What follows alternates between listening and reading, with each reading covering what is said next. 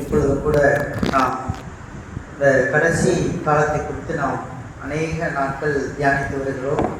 அநேகர் சபைகளிலே இடறி போவார்கள், அநேகர் தேவனை விட்டு விலகி போவார்கள் என்றெல்லாம் வேத வசனம் சொல்லுகிறது. கடைசி காலத்தில் என்னென்ன நடக்கும் என்று சொல்லி நான் கடந்த வாரத்திலே கர்த்தருடைய சமூகத்திலே தியானித்து கொண்டிருந்த பொழுது கர்த்தர் சில ரெஃபரன்ஸ் எனக்கு கொடுத்தார். இந்த ரெஃபரன்ஸின் படியாக நான் அவர் சொல்ல எழுதி நான் அந்த செய்தியை நான் இந்த நாளிலே எடுத்து உங்களுக்கு பகிர்ந்து கொள்ளலாம் என்று சொல்லி நான் இருக்கிறேன். இது முக்கியமாக எது என்று சொன்னால், கடைசி கால பரிகாச ஆவிகள். இந்த கடைசி காலத்திலே அதிகமான பரிகாச ஆவிகள் இருக்கும். கேலி கிண்டல் செய்கிற ஆவிகள் அதிகமாக இன்னைக்கு உலகத்திலே கிரியை செய்து கொண்டிருப்பதை நாம் பார்ப்போம். இந்த பரிகாச ஆவிகள் தேவ பிள்ளைகளையும் ஊழியர்களையும் குற்றப்படுத்தும் ஆவியாக இருக்கிறது என்று இந்த கடைசி காலத்திலே வேத வசனத்திலே இருந்து நாம் ஒரு சில செய்திகளை நாம் பார்க்க போகிறோம். யூதாவின் புஸ்தகம் 17வது வசனத்தை எடுங்கள். யூதா புஸ்தகம் நீங்களோ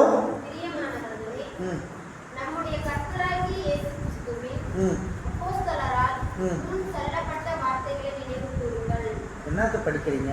17 1:17 படிங்க. 19 வரைக்கும் படிங்க. கடைசி காலத்திலே தங்கள் துன்மார்க்கமான இச்சைகளின்படி நடக்கிற பரியாசக்காரர். கடைசி காலத்தில் தாங்கள் துன்மார்க்கமான இச்சைகளின்படி நடக்கிற பரிகாசக்காரர். இந்த பரிகாசம் என்பது போதகர்களை குற்றப்படுத்தும் ஆவி. இந்த கடைசி காலத்தில் சபையிலே தலைவிரித்து ஆடும் என்று சொல்லி வேதவசனம் சொல்லுகிறது. யூதா 1ஆம் அதிகாரம் 18வது வசனத்திலே கடைசி காலத்திலே தேவ பிள்ளைகளை அதிகமாய் குற்றப்படுத்துகிற ஆவி இந்த உலகத்திலே அதிகமாய் இருக்கிறதை நாம் பார்க்கிறோம். சங்கீதம் 1ஆம் அதிகாரம் 1-3 வசனத்திலே நாம் பார்க்கிறோம். ஆலோசனை நடவாமலும் பாவிகளுடைய வழிகளில் நில்லாமலும் பரியாசக்காரர் உட்காரும் இடத்தில் உட்காராமலும் என்று அங்கே சொல்லப்பட்டிருக்கிறதை பார்க்கிறோம். இந்த இடத்துல இந்த பரியாசக்காரர்கள் உட்காரும் இடத்தில் உட்காராதீர்கள். இந்த பரியாசக்காரர்கள் என்பவர்கள் யார் என்று சொன்னால், வேதத்தின் அடிப்படையிலே பார்த்தால் அவர்கள் பிரிந்து போன துன்மார்க்கன் என்று வேதம் சொல்லுகிறது. பிரிந்து போன துன்மார்க்கன். 2வது சொல்லுது ஜென்ம சுவாபத்தை காண்பிப்பவன். ஜென்ம சுவாபம், ஜென்மம். ஒருத்தரை குறை சொல்லுகிற ஆவி எங்கிருந்து வரும் என்று சொன்னால், அவர்களுடைய ஜென்மத்திலிருந்து வரும், ஜெனரேஷனிலிருந்து வரும். அவர்களுடைய ஜென்ம சுவாபத்திலிருந்து தான் இந்த ஆவிகள் வருகிறது என்று நாம் பார்க்கிறோம். நிறைய யூடியூப் இன்னைக்கு காலத்தில் பார்த்தோம்னா, நிறைய யூடியூப்ல நிறைய ஊழியக்காரங்களை பற்றி விமர்சனமான பேச்சு. ஊழியக்காரங்களை பற்றி எவ்வளோ மோசமாக பேசணுமோ அந்த அளவுக்கு யூடியூப்பில் பேசுகிறான். அவன் பேசுகிறவனுக்கு பல பேர் லைக் கொடுக்குறான். பிரதர் நீங்கள் கரெக்டாக சொல்கிறீங்கன்னு. ஆனால் அந்த ஜென்ம சுவாபம் அவனுக்குள் வருகிறது. அவன் யூடியூப்பில் பேசுகிறான். அந்த ஜென்ம சுவாபத்துக்கு லைக்ஸ் கொடுக்குறவனுக்கும் கமெண்ட் போடுறவனுக்கும் அந்த ஜென்ம சுவாபம் கடந்து போகிறது. ஆகவே இது கடைசி காலத்தில் எச்சரிக்கையாக இருக்கணும். ஏன்னா ஜென்ம சுவாபத்தை காண்பவன் தான் இவனுடைய ஜென்ம சுவாபத்தை மற்றவர்களிடத்திலே காண்பார்கள். அவர்களுக்குள்ளே இருக்கும் ஜென்ம சுவாபம் மற்றவர்களை பார்க்கும்போது அதே எண்ணங்களும் அதே காரியங்களும் வரும். இந்த பரியாசம் செய்பவனுக்கு பரிசுத்த ஆவி இருக்காது. அல்லேலூயா, அல்லேலூயா. பரியாசம் செய்கிறவர்களுக்கு பரிசுத்த ஆவி இருக்காது. பரியாச ஆவிகள் போதகர்கள் பேசும் பிரசங்கத்திலே கேள்விகளை எழுப்பும். இன்றைக்கு நான் பிரசங்கம் செய்து கொண்டு இருக்கிறேன் என்றால் உங்கள் மனதுக்குள்ளே ஒரு கேள்வி எழுப்பும். சிலர் எந்திரிச்சு கூட கேட்கலாம். சிலர் கேட்கலான்னு இருந்தேன், ஆனால் என்னால் நான் கேட்கல அப்படின்னு நம்ம யோசிப்போம். அந்த ஆவி அசுத்த ஆவி என்று வேதம் தெளிவாக சொல்கிறது. அல்லேலூயா. இப்ப 2 பேதுரு 3ஆம் அதிகாரம் 3-5 வசனங்களை நம்ம பார்ப்போம். படிங்க. கடைசி காலங்களில் பரியாசக்காரர் வந்து தங்கள் சுய இச்சைகளின்படியே நடந்து. பரியாசக்காரர்கள் கடைசி காலத்தில் சுய இச்சையின்படி நடப்பார்கள். அவர்களுடைய சுய இச்சை, அது மற்றவர்களிடத்திலே அதை வெளிப்படுத்துவார்கள். அவர்களுடைய சுய இச்சையை மற்றவர்களை குற்றப்படுத்துவார்கள். இப்படிப்பட்ட ஆவிகள் கடைசி காலத்திலே சபைகளிலே இருக்கும் என்று வேதவசனம் சொல்லுகிறது. இன்னும் படிங்க. அவர் வருவார் என்று சொல்லுகிற வாக்குத்தத்தம் எங்கே? பிதாக்கள் நித்திரை அடைந்த பின்பு சகலமும் சிருஷ்டிப்பின் தோன்றம் முதல் இருந்த விதமாய் இருக்கிறதே என்று சொல்லுவார்கள். இங்கே சந்தேகத்தை விதைக்கிற ஆவிகள், இந்த ஆவிகள் சந்தேகத்தை விதைக்கும். பரிகாச ஆவிகள் சந்தேகத்தை விதைத்து கொண்டு இருக்கும். நீங்க பார்க்கிறோம், அந்த அவர் எங்க அந்த ஆண்டவர் வருவார்னு சொன்னாங்களே, அந்த ஆண்டவர் வருவாரா இல்லையா? அவர் வர மாட்டார்ல. அவர் எப்போ வருவார்? 2000 வருவார்னாங்க, 2000 வரல. கடைசி காலத்தில் இதெல்லாம் நடந்துச்சு. அவர் வரக்கு முன்னாடி இதெல்லாம் நடக்கும்னு கிறிஸ்தவங்க சொல்லிட்டு இருந்தாங்க. ஆனால் எப்போ வரப்போறாரு? ரகசிய வருகன்னு ஒன்று வரப்போகுது. அது எப்போ வரப்போகுது? இப்படி சந்தேகத்தை விதைக்கும் ஆவிகள். இதுதான் பரியாச ஆவி. சந்தேக ஆவி என்பது ஒரு பெரிய பரிகாச ஆவி. குடும்பத்திலும் சபையிலும் சந்தேகத்தை விதைக்கும். இந்த ஆவிகள் 3 விதமாக சபைகளிலே நிரம்பி இருக்கும். ஊழியர்கள் மத்தியிலும், போதிப்பவர்கள் மத்தியிலும், ஆராதனை நடத்துகிறவர்கள் மத்தியிலும், ஜெப குழுக்களை நடத்துகிறவர்கள் மத்தியிலும் 3 விதமான ஆவிகள் கிரியை செய்யும். நாம் எச்சரிக்கையாக பார்க்க வேண்டும். பெண்கள் குழுவாக இருக்கலாம், அல்லது ஐக்கிய குழுக்களாக இருக்கலாம். எல்லா இடத்திலும் 3 விதமான ஆவிகள் கிரியை செய்யும். ஒன்று, பரிசுத்த ஆவியினால் நிரப்பப்பட்டு போதிக்கிற ஊழியர்கள். முதல் காரியம், ஊழியர்கள் பிரசங்கம் எப்படி இருக்கும்? பரிசுத்த ஆவியினால் நிரப்பப்பட்டு அவர்கள் பிரசங்கிப்பார்கள். இப்பொழுது நான் உங்களிடத்திலே வருவதற்கு முன்பாக தேவ சமூகத்திலே அமர்ந்து கர்த்தர் என்ன சொல்லுகிறாரோ அதை எழுதி எடுத்தேன். அதன் பிறகு அதை நான் என்ன செய்தேன்? கம்ப்யூட்டரில் டைப் பண்ணி உங்களுக்கு எடுத்துகிட்டு வந்து செய்தியாக சொல்கிறேன். இதுதான் ஆவியானவர் காட்டுகின்ற விதங்கள். பரிசுத்த ஆவியினால் நிரப்பப்பட்டு போதிக்கும் ஊழியங்கள் ஒன்று, முதல் ஊழியம். ரெண்டாவது, அசுத்த ஆவியினால் நிரப்பப்பட்டு அசுத்த எண்ணங்களை போதிக்கும் விசுவாசிகள் மற்றும் சபைக்கு அடுத்து முக்கியமான தலைவிகளாக இருக்கிறவர்களுக்குள்ளே அசுத்த ஆவி, அசுத்த எண்ணங்களை போதிப்பார்கள். இப்படி 2வது வகை சபையிலே இருக்கிறது. 3வது ஒரு மக்கள் இருக்கிறார்கள், சுய மாமிசத்தின் ஆவியினால் நிரப்பப்பட்டு போதிக்கும் கூட்டம். அவங்க மாமிசத்துல என்ன தோணுதோ அதை மக்களுக்கு போதிப்பார்கள். அப்படிப்பட்ட 3 விதமான கூட்டம் இந்த கடைசி காலத்துல இருக்கும் சபையில. ஆனா இன்னும் நம்ம இந்த பரிகாசங்களை குறித்து நம்ம நிறைய பார்ப்போம். ஏன்னா இந்த பரிகாச ஆவி யாருக்குள்ள இருக்கு? சில நேரங்கள்ல பள்ளியில கூட மாணவர்கள்கிட்ட இருக்கும். மாணவர்கள் என்ன செய்வாங்கன்னா, ஆசிரியரை முன்னாடி போக சொல்லிட்டு பரிகாசம் பண்ணுவான். பரிகாச ஆவியர். அந்த ஆவிய ஆசிரியருடைய உறுப்பை வைத்து, அவருடைய உடை நயனத்தை வைத்து அதை பரிகாசம் செய்யக்கூடிய மக்கள். இதை தான் பரிகாச ஆவி என்று சொல்கிறார்கள். Holy spirit is working in last days. கடைசி காலத்தில் கர்த்தருடைய ஆவியானவர் சபையில் வேலை செய்வார். 3 விதமான ஆவிகள் கிரியை செய்கிறது. நாம் எச்சரிக்கையோடு பரிசுத்தாவிக்கு கீழ்ப்படிஞ்சு வந்துடுறோம், அது வேற. ஆனால் கடைசி காலத்தில் பரிசுத்தாவியும் கிரியை பண்ணுவார். சாத்தான் ஒரு பக்கம் பரியாசாவியும் கிரியை பண்ணிட்டு இருக்கோம், ஒரு பக்கம் பரிசுத்தாவியானவர் கிரியை பண்ணுவார். அப்போஸ்தலர் 2:17 படிங்க. அப்போஸ்தலர் 2:17. அப்போஸ்தலர் 2:17. இதோ கடைசி நாட்களில் நான் மாம்சமான யாவர் மேலும் என்னுடைய ஆவியை ஊற்றுவேன். பரிசுத்த ஆவியானவர் எல்லார் மேலேயும் ஊற்றப்படுவார். கடைசி காலத்துல எல்லார் மேலேயும் ஊற்றப்படுவார். நல்லவன் கெட்டவன் யாரையும் பார்க்க மாட்டார். பரிசுத்த ஆவியானவர் எல்லார் மேலேயும் மாம்சமான யாவர் மேலும் என்று சொல்லி இருக்கிறது. Those who have flesh, they shall receive the Holy Spirit. பரிசுத்த ஆவியை என்ன செய்வார்கள்? பெற்றுக்கொள்வார்கள். பரிசுத்த ஆவியின் அபிஷேகத்தை பெற்றுக்கொள்வார்கள். மாம்சமான யாவர் மேலும் என் ஆவியை ஊற்றுவேன். உங்கள் குமாரர்கள் என்ன பண்ணுவாங்க? உங்கள் குமாரர்கள் தீர்க்க தரிசனம் சொல்லுவாங்க. இந்த கடைசி காலத்துல உங்க பிள்ளைகளை எடுத்து கர்த்தர் எழுப்புவார். பிள்ளைகளை எடுத்து என்ன செய்வாரு?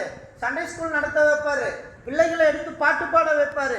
பிள்ளைகளை எடுத்து என்ன செய்வாரு? தீர்க்க தரிசனம் சொல்ல வைப்பார் கடைசி காலத்துல. இது கர்த்தருடைய ஆவியானுடைய செயல்கள். அடுத்து படிங்க.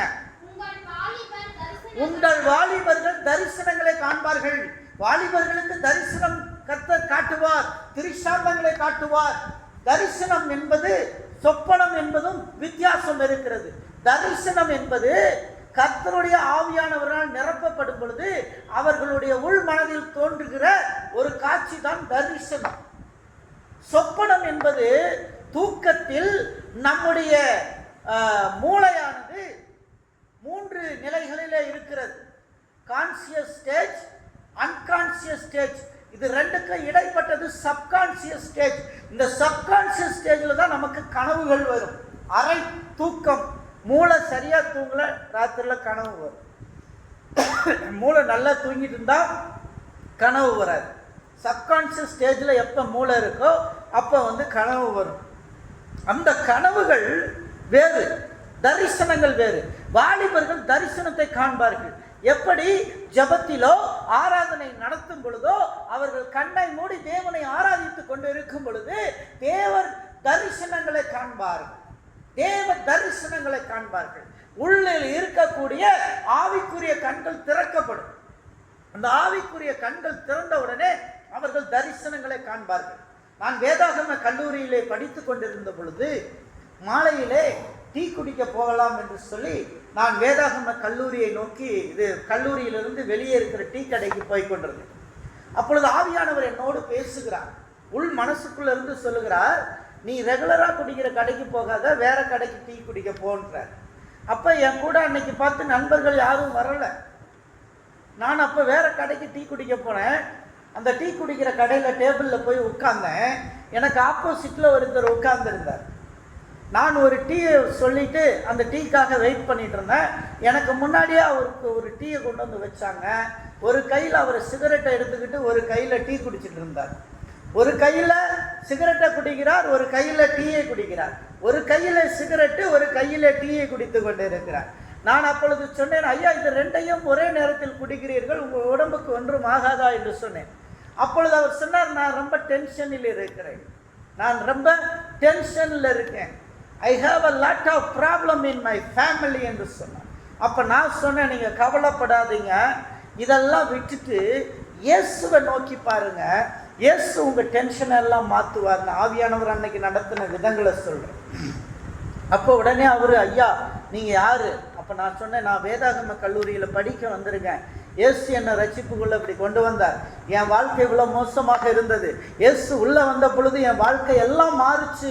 எல்லாம் மாறினதுனால, கர்த்தர் உள்ளே வந்ததுனால ஒரு டோட்டல் சேஞ்ச் எனக்கு உண்டாச்சு அப்படின்னு அவருக்கு சொன்னேன். அப்போ அவர் சொன்னார், ஐயா எங்கள் வீட்டுக்கு வாங்க, பக்கத்தில் தான் இருக்குது, எங்கள் வீட்டில் ஒரு ஜெபம் பண்ணுங்க அப்படின்னார்.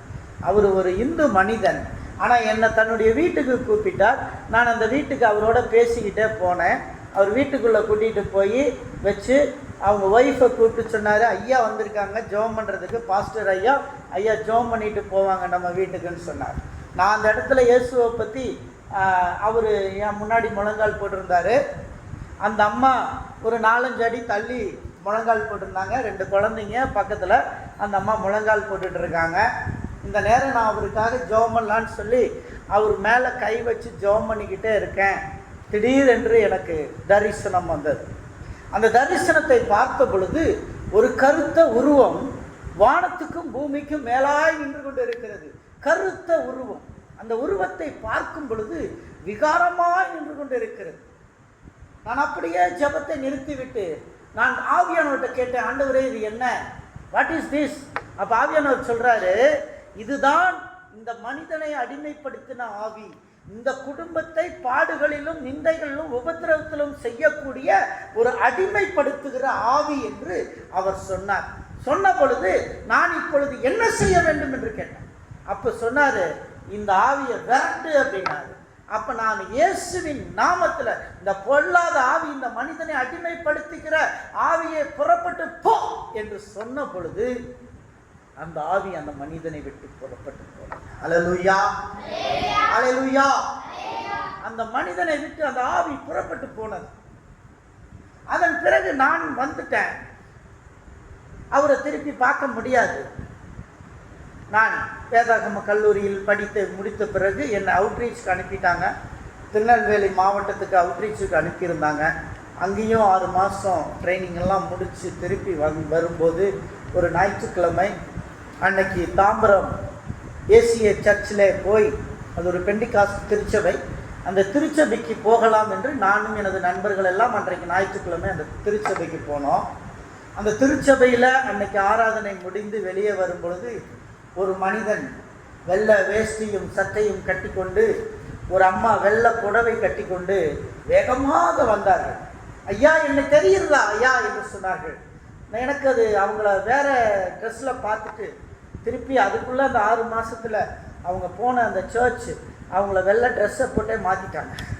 அவங்க அழகாக வெள்ளை ட்ரெஸ்ஸு புடவையெல்லாம் கட்டிட்டு வந்து நின்று அந்த அம்மாவும் ஸ்தோத்திரம் சொல்லி, ஐயா நீங்கள் சொல்லி தான் நாங்கள் கர்த்தரை ஏற்றுக்கிட்டோம், பார்த்தீங்களா நாங்கள் எல்லாமே குடும்பமாக ரட்சிக்கப்பட்ட ஞானஸ்நானம் எடுத்துட்டோம். அல்லேலூயா. ஆவியானவர் நடத்தும் போது உங்களது பிள்ளைகள் தரிசனங்களை காண்பார்கள். அடுத்து என்ன சொல்லுது படிங்க. உங்கள் மூப்பர்கள் சொப்பனங்களை காண்பார்கள்.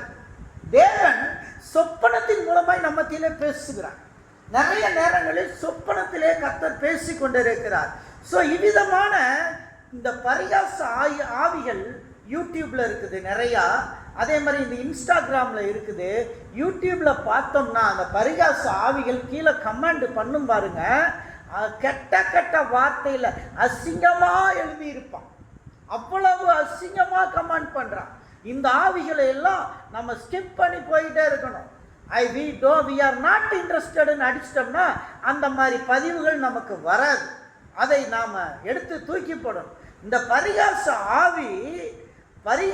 ஆவி மிகவும் மோசமானது. 2 தீமோத்தேயு 3:1 படிங்க. 2 தீமோத்தேயு 3:1.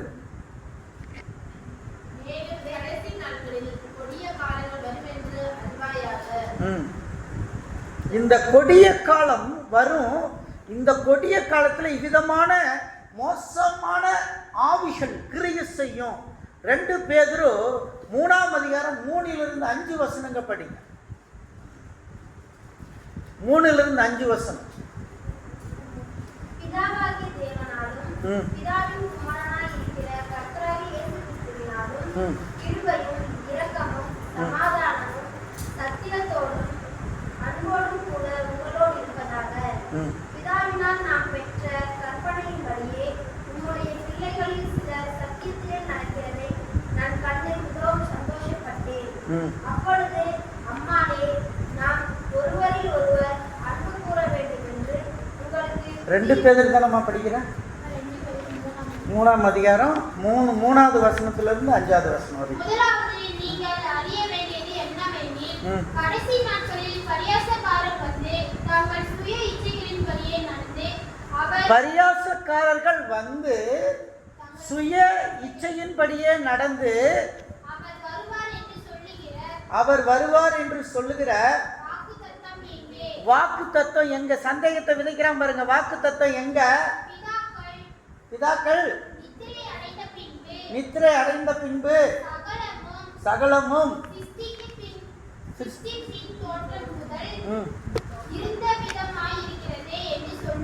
சிருஷ்டிப்புல எப்படி இருந்துச்சோ அப்படியே தானே இருக்கு. பூர்வ காலத்தில் தேவனுடைய வார்த்தையினாலே காலங்களும் வானங்களும்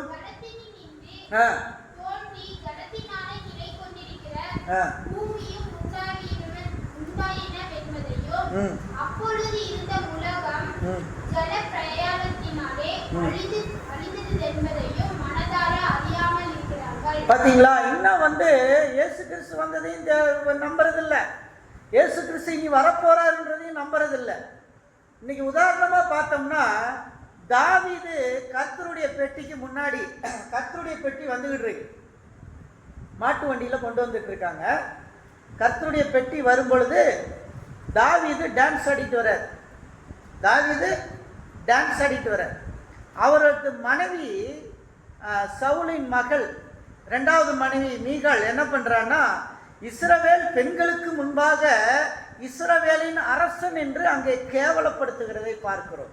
இதை சொல்லுகிறார். அவளுக்குள் இருக்கும் ஒரு ஓநாய் போன்ற ஒரு ஆவி. இந்த அந்த பரிகாச ஆவி ஒரு ஓநாய் போன்ற ஆவி. அது தன் கணவன் அரசனாய் இருந்தால் கூட அவனையே குற்றப்படுத்தக்கூடிய ஒரு ஆவி இந்த மீகாலுக்கு இருந்தபடினாலே மீகால் கடைசி வரை சபிக்கப்பட்டு போனாள். மீகால் கடைசி வரை சபிக்கப்பட்டு போனால் அவளிடத்தில் ஒரு பிள்ளை கூட பிறக்கவில்லை. தாவீதின் அரசனுடைய வாரிசு அதிலே பிறக்காமல் போனது. ஏனென்று சொன்னால் அரசன் கர்த்தருடைய பெட்டிக்கு முன்பாக நடனமாடி வருகிறான். அது தேவனுக்கு முன்பாக அவன் செய்கின்ற காரியமாக இருக்கிறது. தேவன் அவரை பார்க்க வேண்டும். அவர் செய்வது தவறு என்றால் தேவன் அடிக்க வேண்டும் தாவீதை.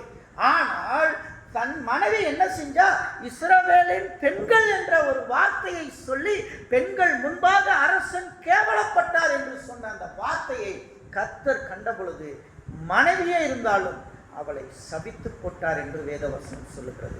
அப்படியே கர்த்தருடைய ஊழியக்காரர்கள், தேவ பிள்ளைகள், இந்த கேவலப்படுத்துகிற பரியாசம் பண்ணக்கூடிய ஆவி அநேக நேரங்களிலே இப்படிப்பட்ட குடும்ப உறுப்பினர்கள் மூலமாய் கிரியை செய்கிறதை நாம் பார்க்கிறோம்.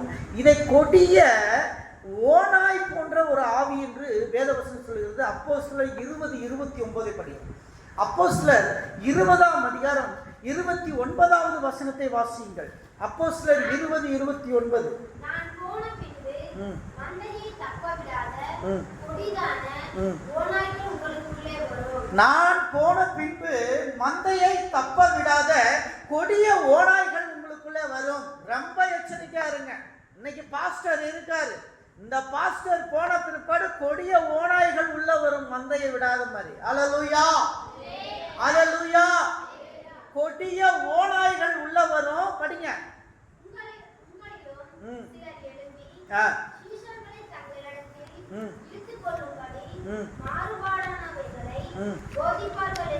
மாறுபாடானவைகளை போதிப்பார்கள் என்று நீங்கள் அறிந்து கொள்ள வேண்டும். இது கடைசி காலத்துல இப்படியெல்லாம் பிசாசு கிரியை செய்வான்.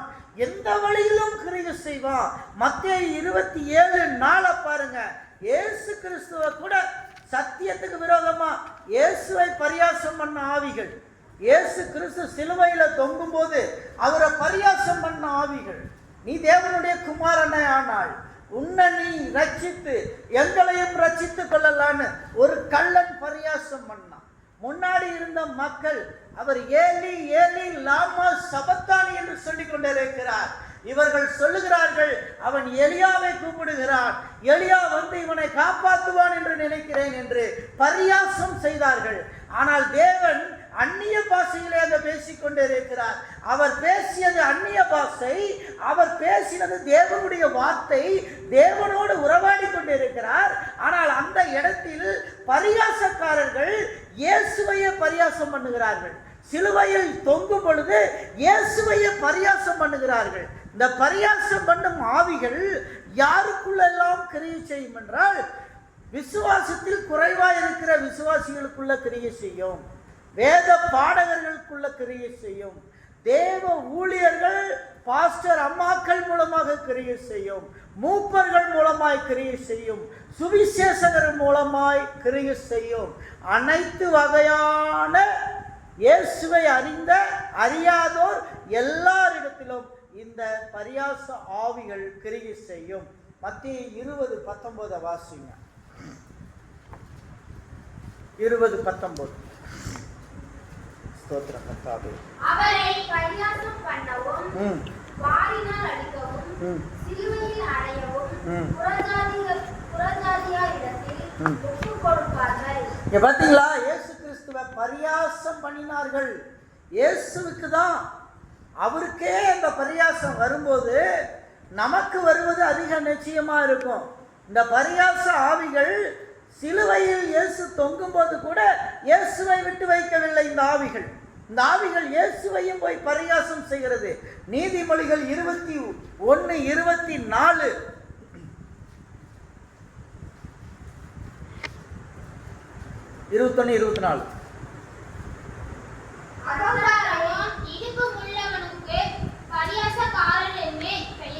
இந்த அகங்காரம் பிடித்தவனுக்கு பேர் என்ன?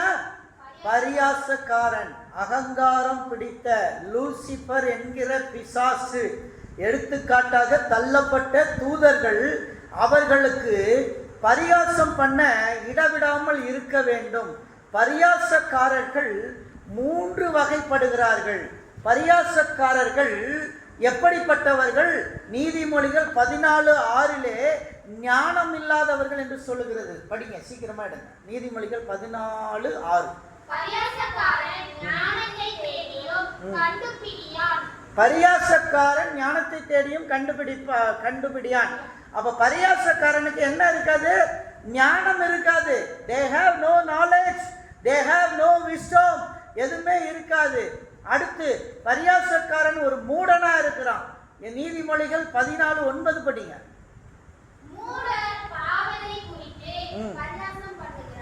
மூடன் பாவத்தை குறித்து பரியாசம் செய்கிறார்கள். நிறைய பேர் என்ன செய்கிறார்கள்? இந்த பாவத்தை, மற்றவர்கள் செய்கின்ற பாவத்தை குறித்த பரிகாசங்கள் அதிகமாக இருக்கிறதை நாம் பார்க்கிறோம். அதை குறித்து யூடியூப்ல அதிகமாக பார்க்கிறோம். இங்க அப்படி இருக்கிறது, இந்த சினிமா நடிகன் அப்படி செய்கிறான், இந்த நடிகர் இப்படி செய்கிறார், இந்த நடிகர் கட்சி ஆரம்பித்து விட்டார், மனைவியை துரத்தி விட்டு விட்டார், இப்பொழுது வேற ஒருவரோடு இருந்து கொண்டிருக்கிறார் என்றெல்லாம் பேசுகிறதை பார்க்கிறோம். இது கடைசி காலத்தில் உள்ள சபையை சீர்குலைக்கக்கூடிய, ஒரு உலகத்தை சீர்குலைக்கக்கூடிய ஒரு பரிகாச ஆவி. இந்த பரிகாச ஆவிக்கு பரிசுத்த ஆவி இல்லை. யோவான் 16:8 படிங்க. யோவான் 16:8. யோவான் 16:8. அவர் வந்து பாவத்தை குறித்தும் நீதியை குறித்தும் நியாய தீர்ப்பை குறித்தும் உலகத்தை கண்டித்து உணர்த்துவார். பரிசுத்த ஆவியானவர் என்ன பண்ணுவாரு? பாவத்தை குறித்து கண்டித்து உணர்த்துவார். பாவம் செய்கிறவர்களை கண்டித்து உணர்த்துவார், பரிகாசம் செய்ய மாட்டார். இதுலதான் பரிசுத்தானவருக்கு நமக்கு வித்தியாசம் இருக்கு. பரிசுத்த ஆவி இருக்கிற பிள்ளைகள் பாவம் செய்கிறவர்களை கண்டித்து உணர்த்துவார்கள், ஆனால் பரிகாசம் செய்ய மாட்டார்கள். நீதிமொழிகள் 29:8 படிங்க. நீதிமொழிகள் 29:8.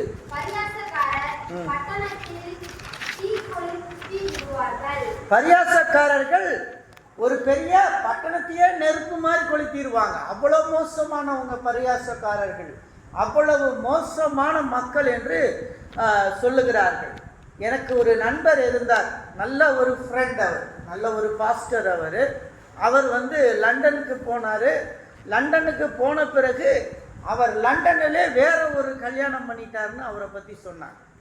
எனக்கு அவங்க சொல்லும்போது எனக்கு சந்தேகமாக இருந்தது. ஏன்னால் அவரை எனக்கு ரொம்ப பிடிக்கும். அவர் நல்ல ஒரு நண்பர். அவரோட நான் நல்லா பழகியிருக்கிறேன். அவர் அப்படிப்பட்ட ஒரு மனிதர் இல்லை. நான் பார்த்தவரை அவர் அந்த அளவுக்கு அந்த மாதிரி தவறுகளை செய்ய மாட்டார். ஆனால் அவரை குறித்து சொல்லுகிறார்கள், அவர் லண்டனில் போய் வேறொரு திருமணத்தை செய்து விட்டார் என்று சொன்னார்கள்.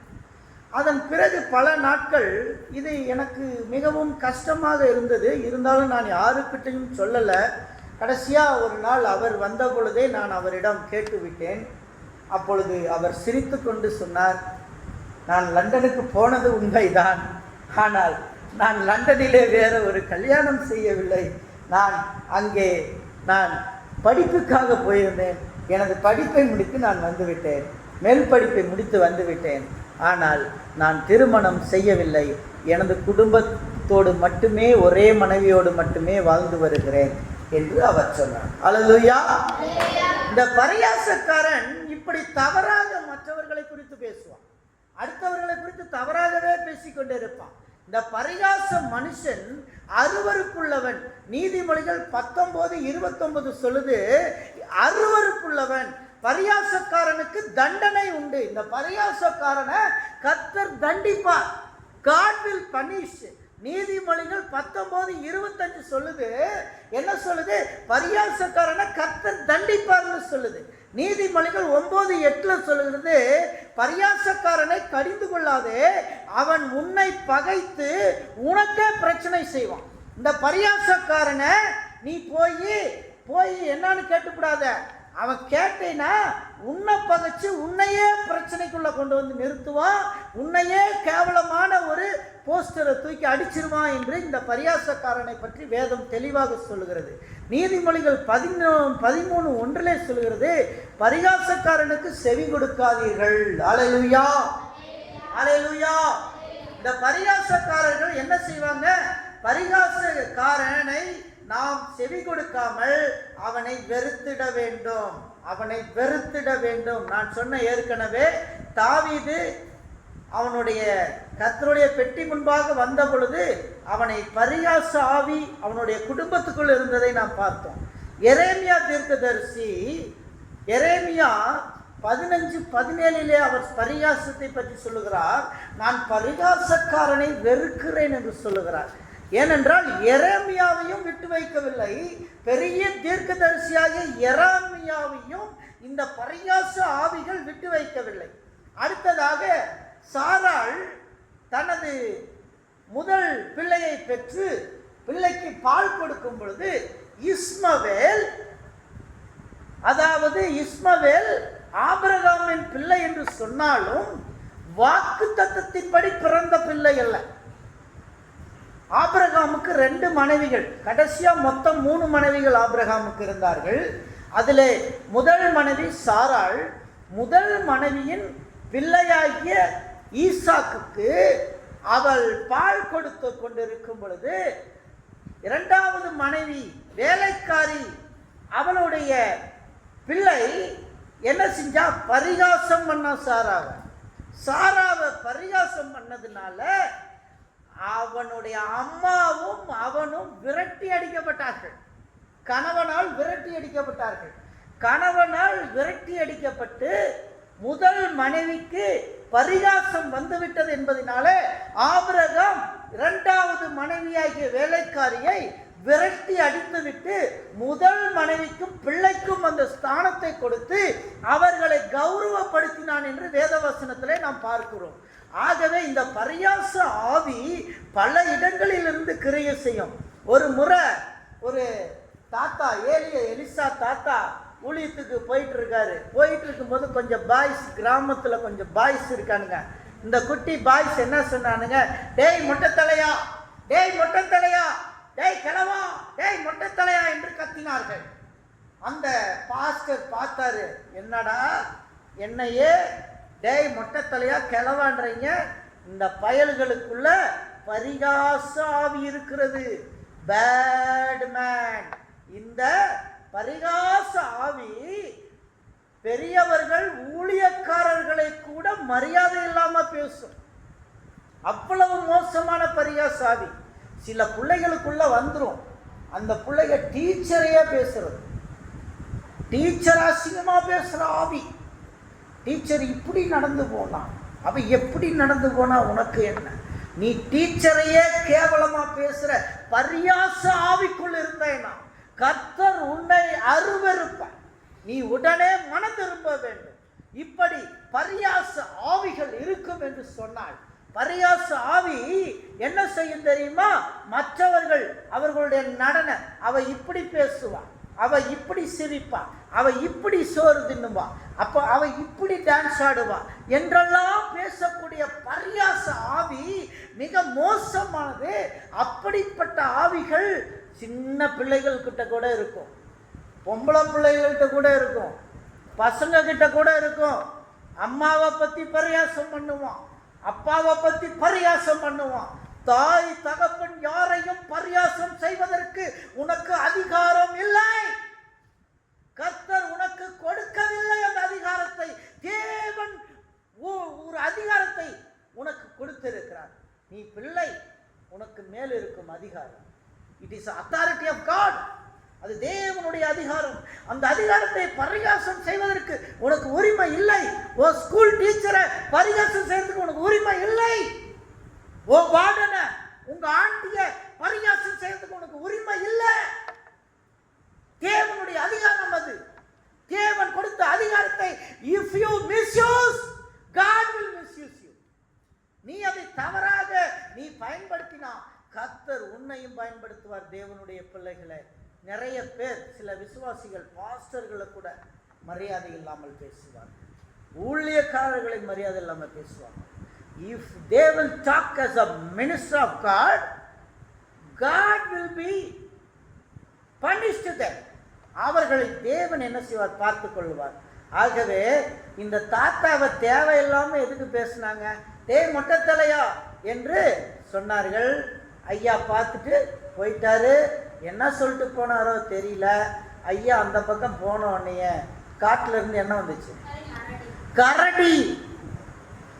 கரடி.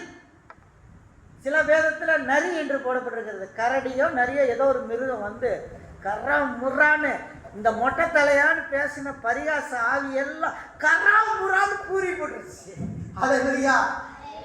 எச்சரிக்கையா இருங்க, கரடி வந்துடும்.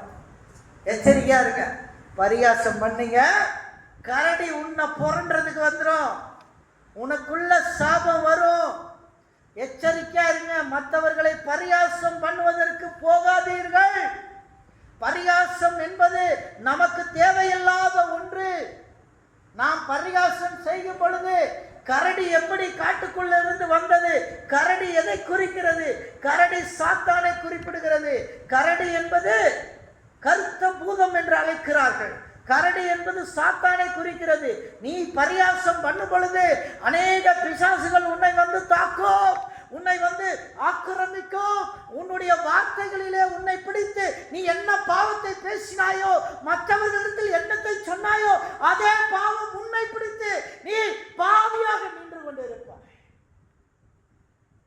நீ பாவியாக நின்று கொண்டிருப்பாய். சத்துருக்களுக்கு முன்பாக ஒரு பந்தியை ஆயத்தப்படுத்தி தலையை எண்ணெயால் அபிஷேகம் பண்ணுகிறார்.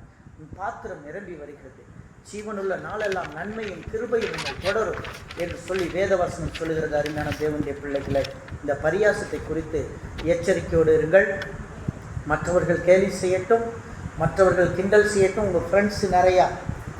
நான் வந்து பள்ளியில் படிக்கும்போது எங்கள் வாத்தியாருங்களுக்கெல்லாம் வித்தியாசமாக பேர் வச்சுருப்போம். ஹெட்மாஸ்டருக்கு நொண்டின்னு பேர். ஹெட்மாஸ்டர் வராருன்னு சொல்ல மாட்டான், டேய் நொண்டி வராண்டா, டேய் நொண்டி வராண்டா அப்படின்னுவான்.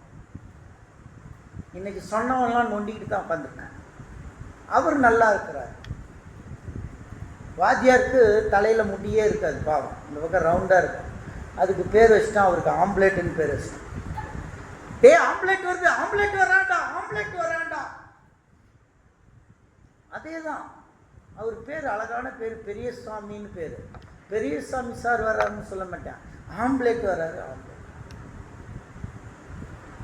இப்படியெல்லாம் பேர்கள், இன்னும் அசிங்கமான பேர்களாக இருக்குது. அதெல்லாம் சொன்னீங்க ரொம்ப மோசமாக போயிடும்.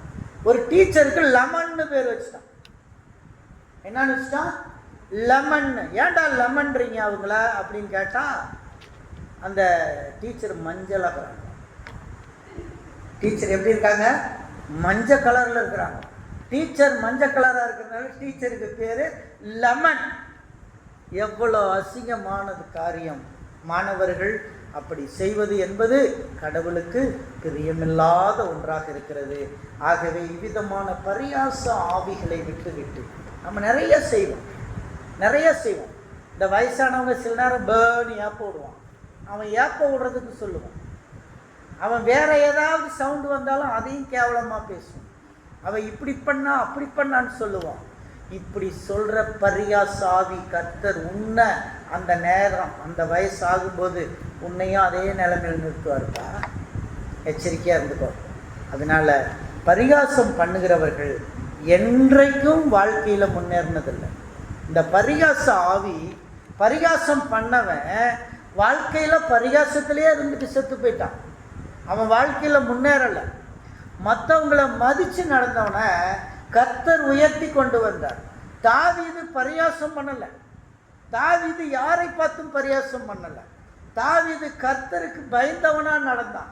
அதனால ஆடு மேய்க்கிறவனையே அரசனாக்கினாரு கர்த்தர். அல்லேலூயா. கர்த்தர், நீ எங்கே இருப்பேன்னு உனக்கு தெரியாது. உன் வாழ்க்கையில் நீ யாரையும் பரியாசம் பண்ணாமல் இருந்தேன்னு வச்சுக்கோ. உனக்கு படிப்பு வரல, உனக்கு அறிவு இல்லை, புத்தி இல்லை, எதுவுமே கவலைப்படாத. நீ எத்தனை பேரை பரியாசம் பண்ணுறியோ அத்தனை மடங்கு நீ பின்னாடி போயிட்டே இருப்ப. நீ எத்தனை மடங்கு பரியாசத்தை விட்டுட்டு கர்த்தரை மட்டும் நோக்கி பார்த்தீங்கன்னா உன் லைஃப் உயர்ந்து போயிட்டே இருக்கும். Example king David.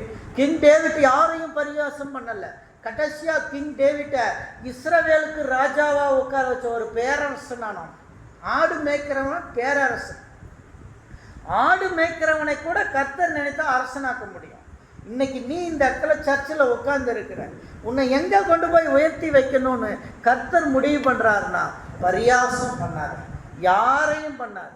இன்னைக்கு ஒருவேளை இந்த செய்தியை கேட்டுக்கொண்டிருந்தேன், நான் என் டீச்சரை பரியாசம் பண்ணிட்டேன், எங்க ஆண்டியை பரியாசம் பண்ணிட்டேன், எங்க மம்மியை பரியாசம் பண்ணிட்டேன், எங்க டேடியை பரியாசம் பண்ணிட்டேன், நான் கிண்டல் பண்ணிட்டேன், நான் ஜோக் அடிச்சிட்டேன், இதெல்லாம் கர்த்தருக்கு அருவருப்பானது. இன்னைக்கு ஒப்பு கொடுங்க. இந்த செய்தியை கேட்குற தேவ பிள்ளைகளை இன்னைக்கு ஒப்பு கொடுங்க. இந்த பரியாச ஆவி இனிமேல் என்கிட்ட வரக்கூடாது. நான் யாரையும் பரியாசம் செய்ய மாட்டேன், கர்த்தரை மட்டும் நோக்கி பார்ப்பேன். பழங்கால் போடலாமா, சோம் பண்ணலாமா, இயேசுவே இந்த பரியாச ஆவி எனக்குள்ள வர வேண்டாமப்பா. பரலோகத்தில் உமக்கு எனக்கு ஒரு உறவு உண்டு. ஒருவேளை நான் எனது பிள்ளைகளை நான் பரியாசம் செய்திருந்தாலோ, ஒருவேளை என் மனைவியை பரியாசம் செய்திருந்தாலோ, என் கணவனை பரியாசம் செய்திருந்தாலோ, என் சகோதரியை பரியாசம் செய்திருந்தாலோ, என்னுடைய ஹாஸ்டலுக்கு ஆண்டியை பரியாசம் செஞ்சிருக்கலாம், ஒருவேளை டீச்சரை பரியாசம் செஞ்சிருக்கலாம், ஒருவேளை வாத்தியாரை பரியாசம் செஞ்சிருக்கலாம். இந்த பரியாச ஆவிகள் எனக்குள்ள இருந்து வெளியே போகட்டும் அப்பா. இன்னைக்கு என்னை ஒப்பு கொடுக்குற அந்த பரியாச ஆவிகள் என்னை விட்டு வெளியே போகட்டும். மோசமான ஆவி என்னை விட்டு வெளியேறட்டும் ஆண்டவரே. இந்த நாளில் பரியாச ஆவிகள் உங்களை விட்டு வெளியேறுவதாக. உங்களுக்குள் எத்தனை பேருக்குள் இது இருந்ததோ, கணவனை பற்றி மனைவி கிட்ட இருந்தால் வெளியே போகட்டும், மனைவியை பற்றி கணவனுக்குள்ளே பரியாச ஆவி இருந்தால் அது வெளியே போகட்டும் இயேசுவின் நாமத்தில். இப்பொழுதே பிள்ளைகளுக்கு மேல் பரியாச ஆவி இருந்தால் பிள்ளைகளை விட்டு வெளியே போகட்டும் இயேசுவின் நாமத்தில். விசுவாச பிள்ளைகளுக்குள்ள கிரியை செய்த பரியாச ஆவிகள், ஊழியர்களை குறித்து பேசின பரியாச ஆவிகள் இப்பொழுதே வெளியே போகட்டும் இயேசுவின் நாமத்தில்.